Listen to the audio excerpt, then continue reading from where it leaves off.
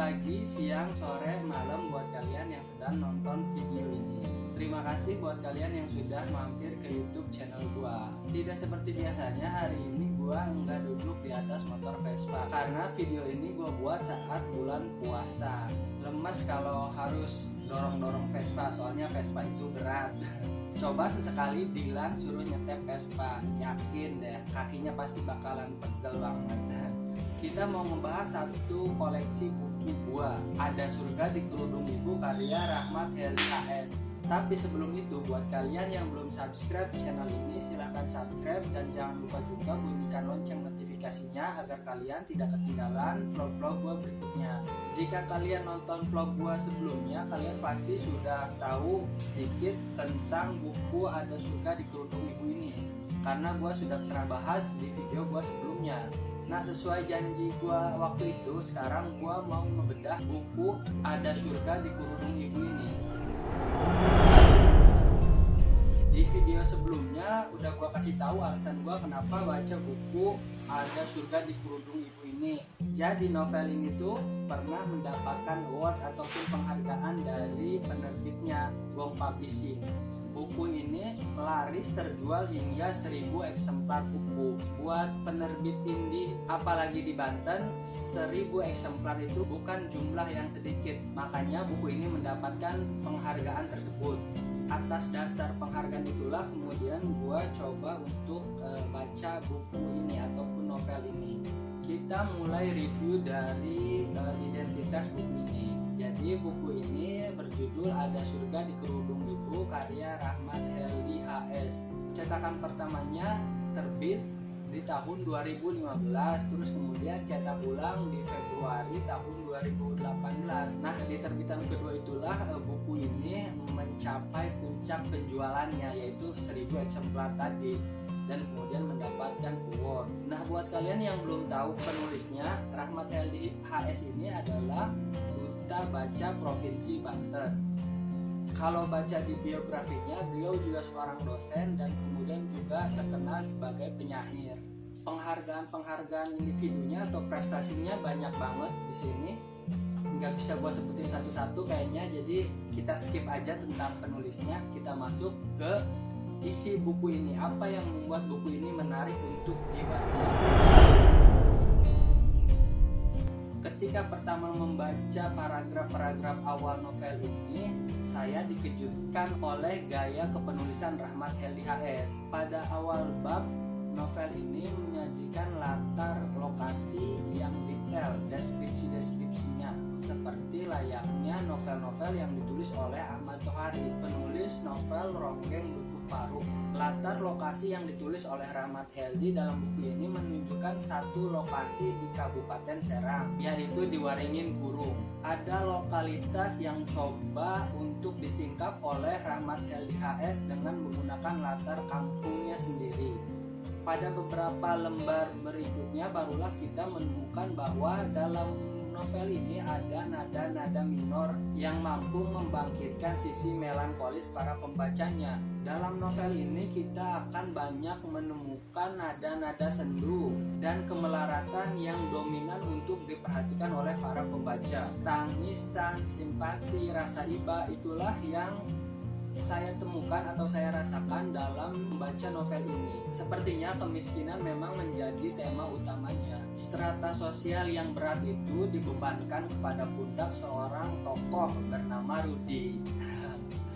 Memang saya tidak tahu ini apakah kebetulan ataukah memang disengaja tokohnya bernama Rudi, sama seperti saya atau nama saya, yang lahir dari seorang ibu tukang buru cuci bernama Siti Rahayu dan bapak yang bekerja sebagai guru honorer di sekolah dasar. Oh iya, di awal-awal bab di novel ini Rahmat Helly HS juga menuliskan sebuah puisi. Jadi di setiap awal babnya Rahmat Helly HS menuangkan puisi-puisinya atau sajak-sajaknya. Saya kurang tahu apakah sajak-sajak ini pernah dikumpulkan dalam satu puisi atau belum. Misalkan di bab awal, di rumah air mata kujadikan tulisan untuk menulis kepedihan ibu dan bapak. Di rumah ada banyak cerita ibu rumah tangga yang mengadu nasib ke negara tetangga, dan seterusnya. Nah, ini mengingatkan saya kepada novel Balada Siro yang ditulis oleh Golagong. Di awal babnya dia juga membubuhkan puisi-puisi karya dirinya ataupun karya-karya orang lain, sahabatnya Mas Toto Esteradi. Nah, kembali lagi ke alur cerita Ada Surga di Kerudung Ibu. Tadi tokoh utamanya bernama Rudi, seorang siswa SMA yang lahir dari keluarga yang tidak mampu. Nah, sosok Rudi ini saat teman-temannya belajar ataupun pergi ke sekolah menggunakan sepeda motor, nah dia ini ke sepeda hanya menggunakan sepeda biasa, sepeda goes. Itu pun dengan kondisi rantai yang sering copot. Nah, saat Rudi akan menghadapi ujian nasional, dia itu dilema karena tidak mampu untuk membayar uang SPP dan ujian. Kemudian dia pergi ke satu pasar, kalau saya bayangkan ini adalah pasarnya seperti gang rendah. Jadi satu tempat di Serang, tempat jual beli barang bekas. Setelah tokoh utamanya Rudi ini menjual sepeda, ternyata hasilnya pun tidak seberapa. Dia malah kemudian menjadi dilema saat akan membayarkan SPP ataupun uang itu digunakan untuk membayar ataupun membeli obat-obatan untuk ayahnya, karena di sini diceritakan ayahnya itu sering sakit-sakitan. Tapi kemudian atas desakan bapaknya, uang itu digunakan Rudi untuk membayar SPP dan ikut ujian. Nah, bapaknya itu yakin bahwa sekolah adalah persemaian masa depan sekaligus peluang untuk meraih sesuatu yang lebih besar, untuk memotong garis kemiskinan dan keluar dari kubangan penderitaan. Tak berapa lama kemudian ayahnya meninggal. Kemudian ibunya menitipkan Rudi bersama adiknya yang bernama Bunga itu kepada Mbok Haji Ratmi. Sementara ibunya pergi ke Arab untuk menjadi TKW. Untuk menopang kebutuhan sehari-harinya, Rudi kemudian memutuskan untuk bekerja di sebuah pemotongan kayu atau panglong. Pada saat bekerja kemudian tangannya terpotong oleh mesin dan Rudi menjadi buntung. Saat itu dia malu untuk sekolah, tapi karena wasiat dari bapaknya dia kemudian terus bersekolah memenuhi wasiat yang diberikan oleh ayahnya. Nah, kepiluan tidak hanya diciptakan oleh tokoh utama dan keluarga-keluarganya, itu juga ditopang oleh tokoh-tokoh lain. Jadi penulis menghadirkan tokoh-tokoh kelas atas dengan ekonomi yang mapan dan mempunyai sifat antagonis. Misalnya Jiman, si anak lurah, yang kebetulan juga adalah teman sekolahnya.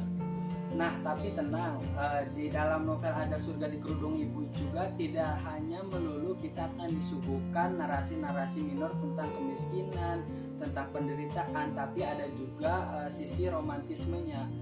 Jadi tokoh Rudi ini mempunyai satu teman perempuan bernama Zofia. Dia itu anak seorang polisi yang selalu membantu Rudi.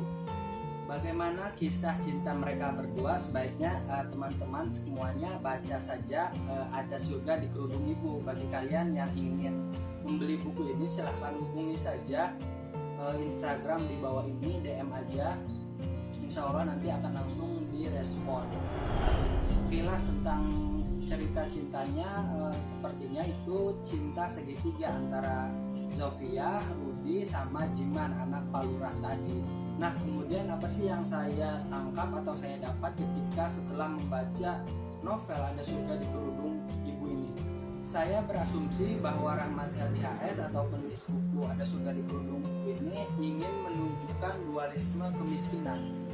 Yang pertama adalah kemiskinan yang dibarengi dengan kebodohan dan kemalasan, dan yang kedua adalah kemiskinan yang dibarengi dengan ambisi dan prestasi ataupun kerja keras. Pertama adalah kemiskinan yang dibarengi dengan kebodohan dan kemalasan. Kebodohan yang menyebabkan kemiskinan dan kemiskinan yang menyebabkan kebodohan, sehingga menjadi lingkaran setan yang kemudian membuat kemiskinan dan kebodohan itu tetap abadi di dalam satu keluarga itu.